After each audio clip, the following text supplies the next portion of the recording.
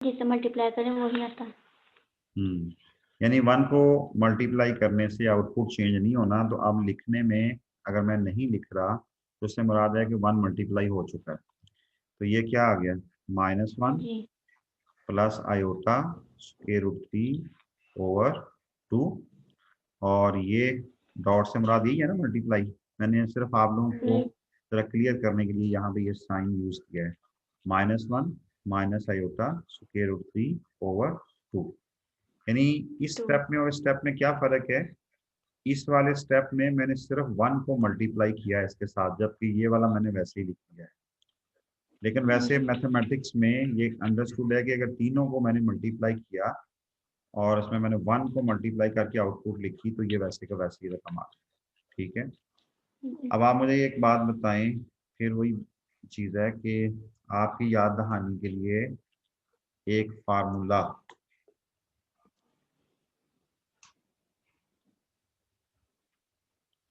a+b into a-b किसके बराबर होता है?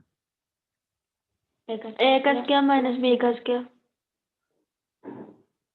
ये बराबर होता है a² माइनस b² के, बी ऐसा ही है। स्क्वायर अच्छा, जी। अब इस वाली चीज़ को छोड़ देना, ये सिर्फ आपका वो रिवीजन थी एक ना।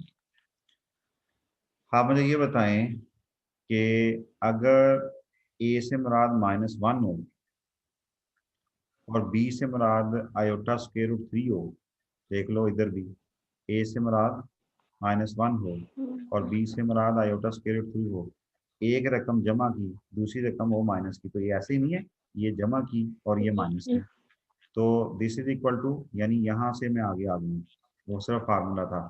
तो ये भी बन गया a+b और ये बन गया a-b। माइनस आउटपुट क्या आएगी, a² माइनस b²। ये क्लियर है? जी डिवाइडेड बाय 2 इंटू 2 क्या होता है, 4 4।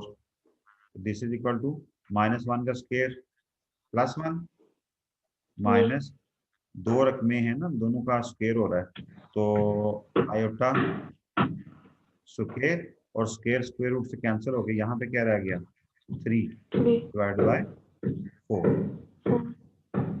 ठीक हो गया बेटा? जी this is equal to 1 minus iota square बराबर -1 के होता है। जी ये आपने याद रखना है कि आयोटा किसके बराबर होता है, स्क्वायर। -1 के आयोटा स्क्वायर किसके बराबर आ जाएगा, -1 के। -1 आयोटा स्क्वायर की जगह पे -1 और ये वाला 3 वैसे ही।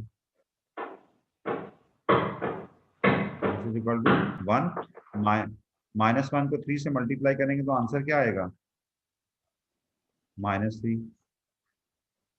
ऐसा ही जी माइनस माइनस क्या हो गया, प्लस ठीक है। 3+1 क्या होता है, 4 और 4 से कट गया तो आंसर क्या आ गया, 1। अच्छा, 1 जरा गौर करो, हम क्या 1 कर रहे थे, लेफ्ट हैंड साइड को हल कर रहे थे। लेफ्ट हैंड साइड क्या थी, 1 into omega 1 into omega square. हमने ओमेगा की जगह पे ओमेगा की वैल्यू और ओमेगा स्क्वायर की जगह पे ओमेगा स्क्वायर की वैल्यू लगा के इस सारे को सॉल्व किया, आंसर क्या आया, 1 1। क्या इसकी राइट हैंड साइड 1 ही नहीं है, ये तो इक्वल टू जी राइट हैंड साइड 1 आ गया।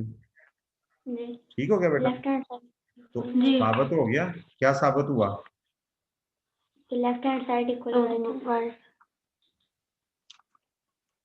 दिस इम्प्लाइज, इसका मतलब ये हुआ कि product of cube roots of unity is 1, यानी तीनों को ज़रब देने से आंसर क्या आता है, 1। अब आपने रिजल्ट क्या याद रखना है कि omega cube equal 1। Omega cube किसके बराबर होता है, 1 के कैसे, भाई यही तो साबित किया है, जी यही तो हमने साबित किया है कि product of cube roots of unity mean omega cube, product of cube roots of unity mean omega cube, जो रूट के बराबर है 1 के। अभी तक ओके बेटा दो चीजें आपने याद की हैं। एक आपने याद किया है कि sum of cube roots of unity is 0। एक आपने ये रिजल्ट याद किया है और दूसरा रिजल्ट आपने याद किया है मेगा क्यूब इक्वल टू 1। 1 दूसरा यानी ओमेगा क्यूब मीन के product of cube root of unity is 1। ये दो चीजें आपने साबित भी की हैं, याद भी की हैं। यहाँ तक क्लियर? जी